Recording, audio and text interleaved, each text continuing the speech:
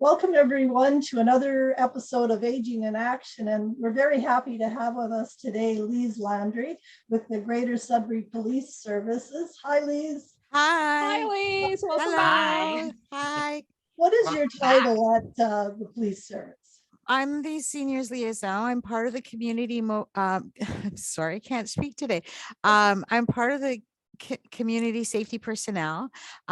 We are civilians who have been put into positions that were formerly manned by police officers. However, it was discovered there was really no need for an officer to be in this position, and we really need our officers to be back out on the road. So that's how I ended up in my role. My role is to reach out to, be available to community members who have questions or concerns in regards to seniors. And I speak a lot on frauds and scams, and that's why I'm here today. Exactly, because everybody's talking about it daily, right? Because we're getting emails, texts, phone calls, and of course they target the vulnerable, which is often seniors or somebody, at home by themselves. And I think we're all fed up with it. And it just, some of them just keep resurrecting themselves every few years. And one of them was the grandparent scam. Can you talk a bit about that one and some of the other ones that are going on? Sure, we can do that. So basically with the grandparent scam, I'm going to get you guys to backtrack because we need to understand what we can do to protect ourselves from that grandparent scam. So what's happening is when they're calling the senior, they're saying, this is Justin, I'm your grandchild, I've been in an incident. How do they know about the name Justin, right? So most of us are on social media, Facebook, whatever else. And it's really important that you go in and change your security features to show just friends or friends of friends. Because if someone who you don't know can access your Facebook profile, they can steal your pictures. They can take copies of, get the names of your family members. That makes you that much more vulnerable because they're calling you with information that only a family member would know, Mhm. Mhm. but they're getting it from your Facebook page.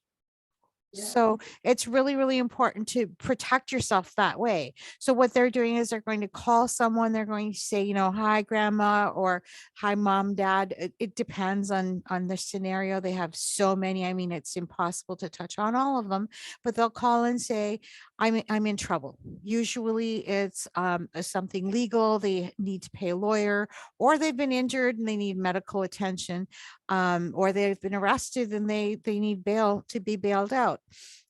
Let's just remember that we live in Canada. Therefore, medical care will be provided regardless, right?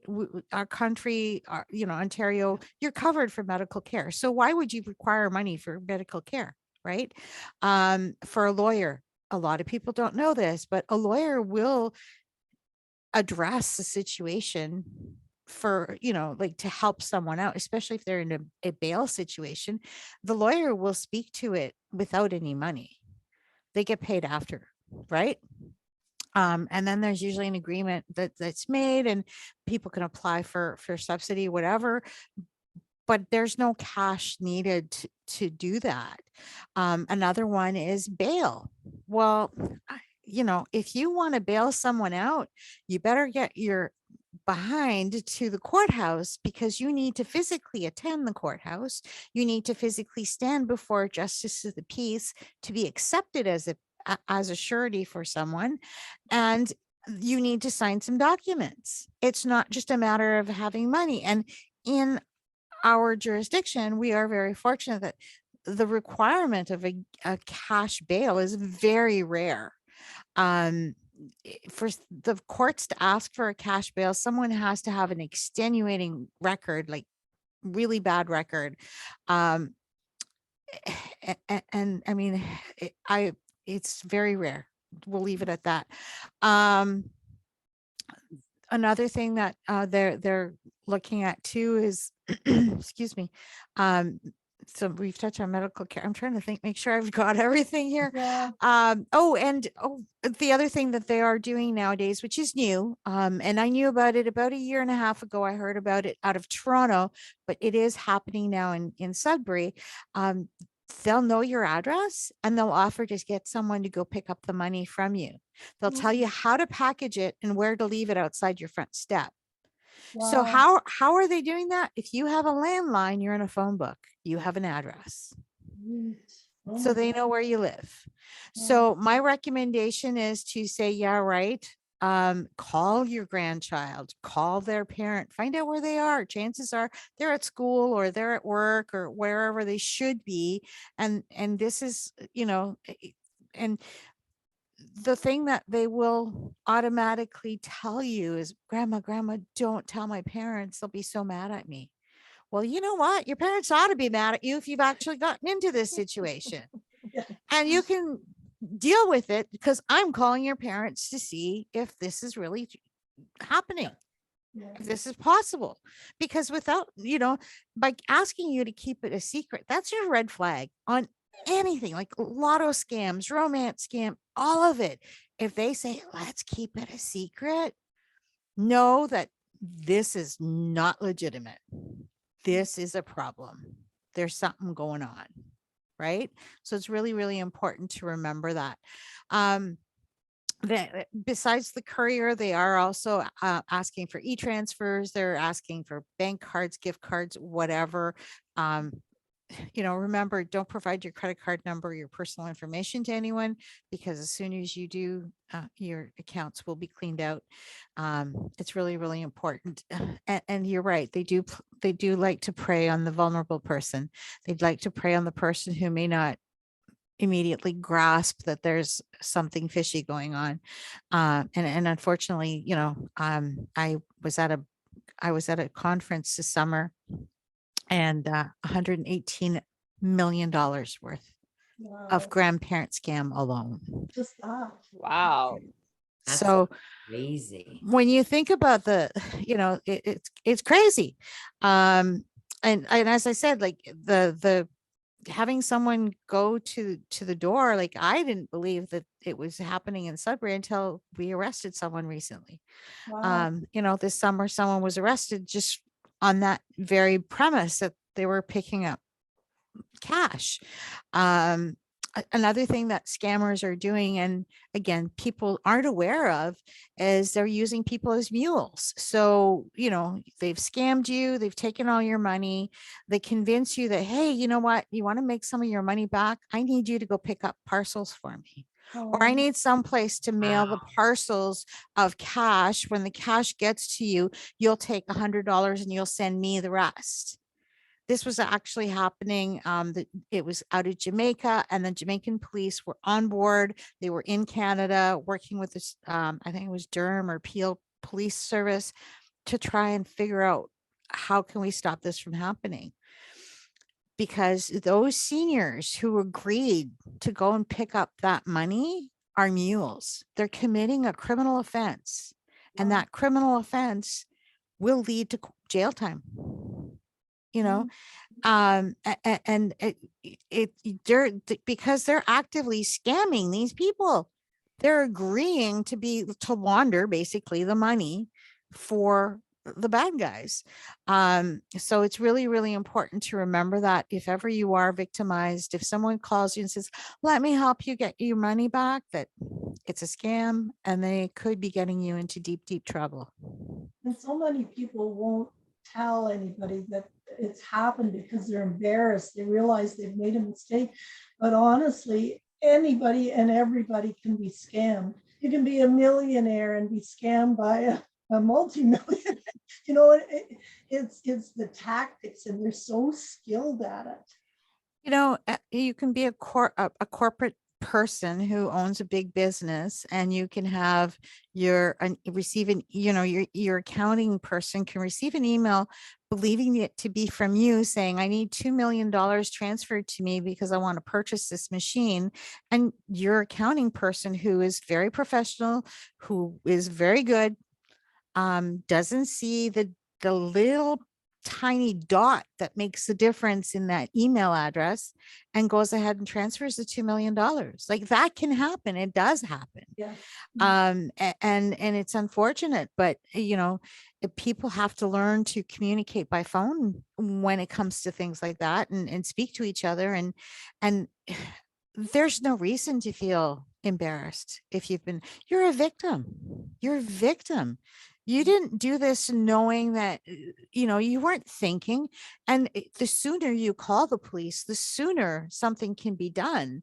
An example, a few years ago, prior to COVID, one lady spoke to her neighbor, and her neighbor called the police, and we were able to stop a parcel from being delivered.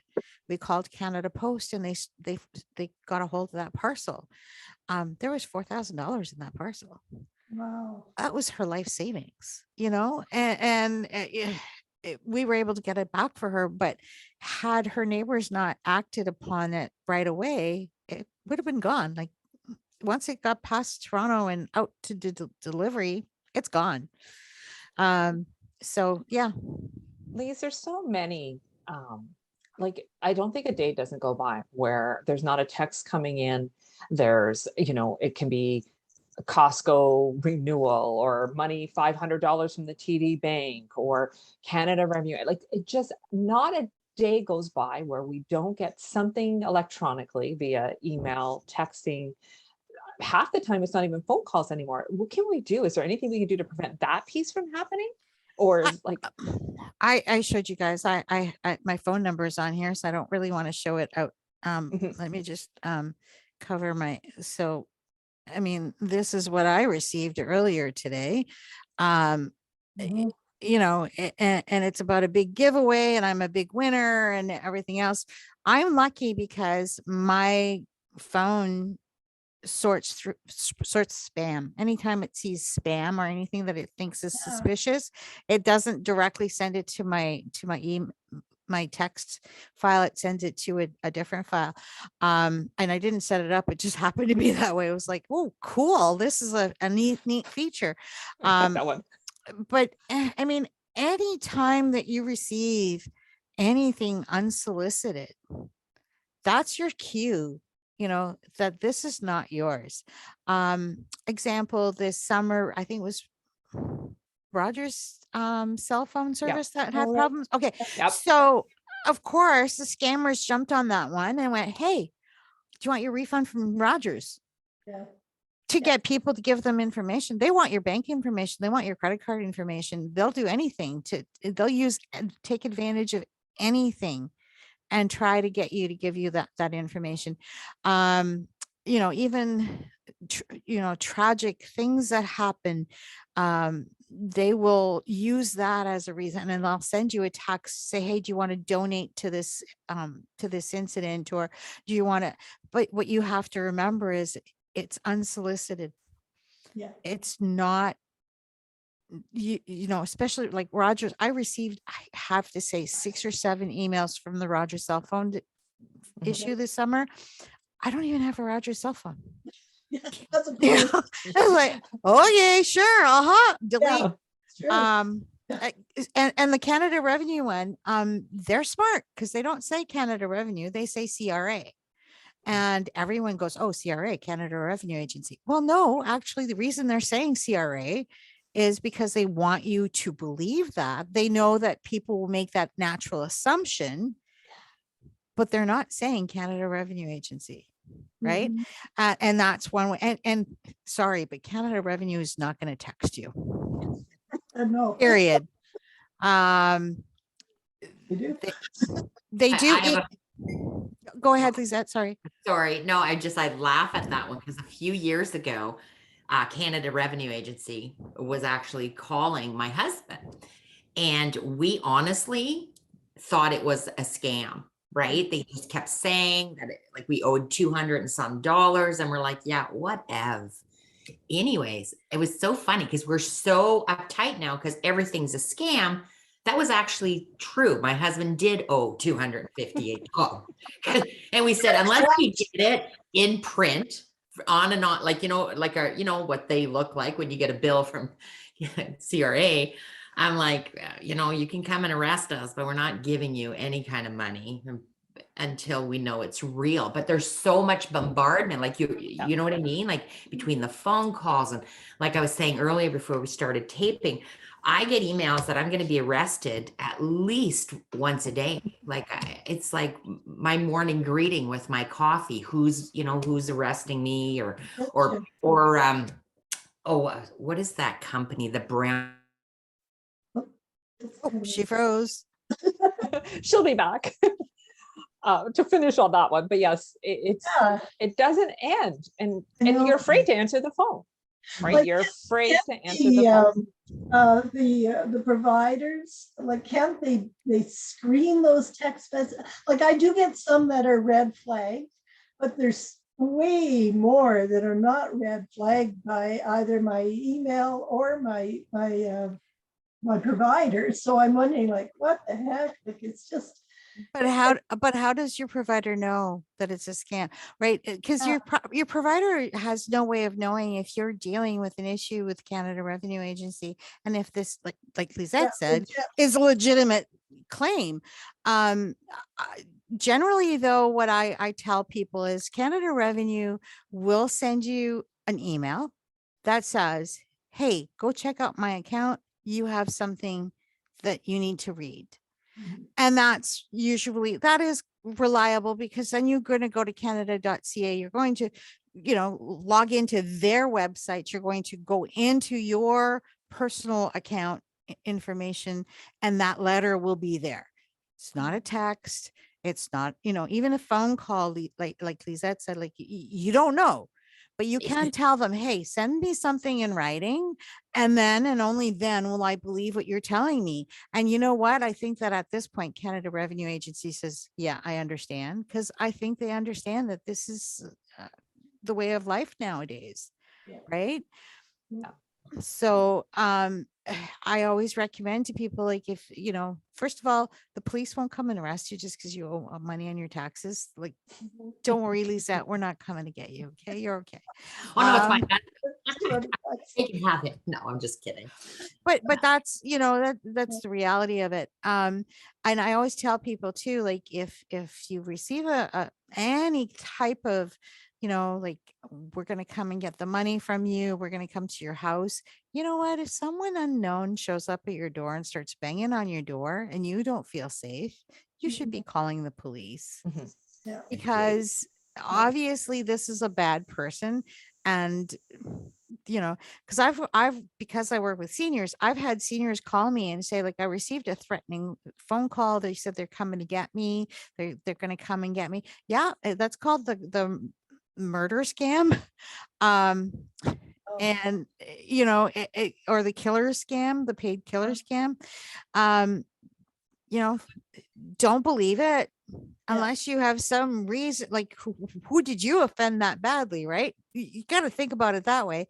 You didn't. So, if someone shows up at your door and you don't know them and you tell them, hey, go away, I don't want any, and they don't go away, and they say, no, you need to open the door right now. I need to, I'm coming in here, whatever. I'm calling the police, and call 911, right? Because that person's threatening to come into your home. Just going to say, I found there was a lot more aggressive companies coming to your door, and I guess that sort of you now have to be invited in. So, but there was some very aggressive salespeople at doors, and I know, as a realtor, and I list somebody's house, and when they're a senior, I check what is registered on title, because oftentimes there's huge amounts that they don't understand that it was registered on title as a lien against their property for furnaces, all of these things. And it was really bad for a while, but that seems to have calmed down. But I used to tell my dad when he was still alive, like, don't answer the phone if you don't recognize the number. He had caller ID, which I think is a good thing. And don't answer the door if you don't recognize that person. Yeah. There's so much.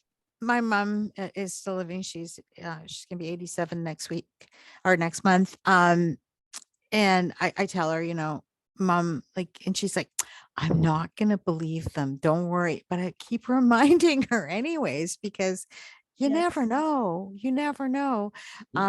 One moment, especially during COVID, people became so isolated and lonely, and even like the grandparents scam ramped up, but so did the romance scam.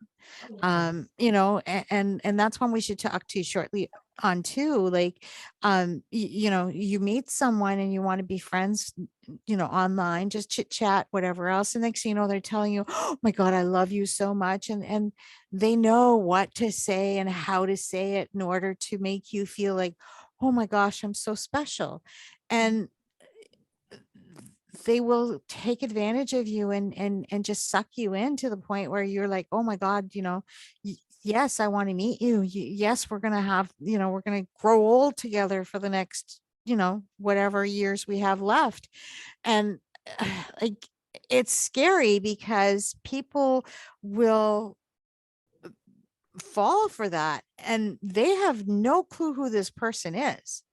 When I get a phone call from a family member saying, I have concerns about, my parent having a relationship with this person, I always say, hey, let me talk to your parent, because I can talk to you. You can talk to your parent till you're blue in the face.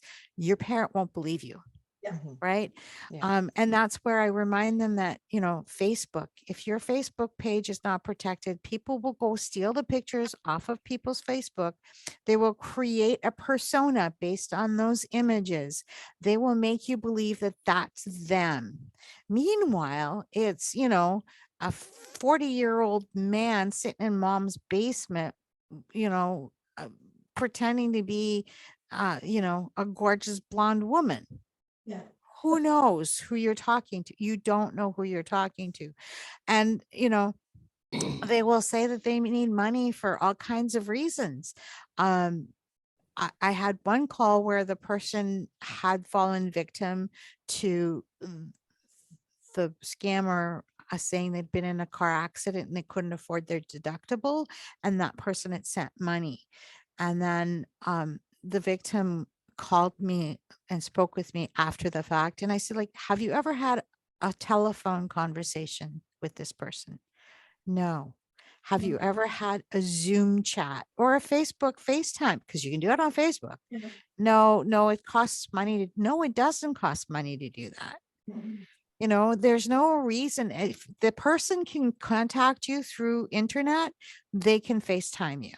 So there's no, whatever excuse they're using, no, it's not true. They'll say, well, I'm in a foreign country and I can't access that feature. Well, too bad. Bye now. That has to be the way we have to think today, because we really need to be careful and protect ourselves. And scan, and then again, back to this gentleman or this person. The next was like that this scammer was in Europe going to be getting a big inheritance. And I said, okay, well, you're going to get a phone call, because you're going to get a phone call saying, I need some money in order to secure my inheritance. And sure enough, 2 weeks later, I got a phone call going, thank you. Because yes, it happened. Absolutely. Lise, you, as always, it's always a pleasure to have you with us on Aging in Action. Is there any last few minutes? We actually are down to the last 20 seconds. Is there anything you need to share at this point? I know time goes fast. Yeah. Don't believe everything you hear. I love that one. Absolutely. Yeah. Vet it all. We want to thank you today for being with us on Aging in Action. Lise, as I mentioned, it's always a pleasure. You do always educate us so much. Thank you, everyone, for joining us today on Aging in Action. We look forward to seeing you next week. Have a wonderful day, everyone. We'll share all the information. Thank you. Take care. Thanks, Lee.